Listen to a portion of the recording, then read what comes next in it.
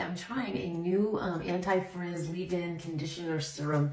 It is from, I don't know if it's a serum, I guess, spray. It's from Simply Smooth, and it has big claims. It's called a magic potion, and it says it fixes everything. It smells like a summer day, that's for sure. It smells really good. It feels substantial for sure. Oh, there's my bird.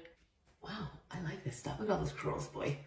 I have very curly hair, but part of the reason I don't leave it curly often is because it's so frizzy. Ooh, dang, that feels good. Smooth. Scrunch it back out, get those curls back, and see if we can get a smooth, shiny curl with this new product. I'll keep you posted. It's looking pretty amazing so far. I mean, seriously.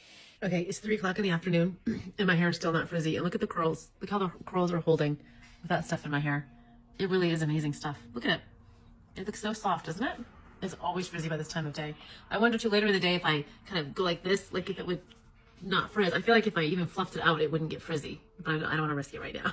So far, this stuff is pretty amazing. It's amazing. Great product.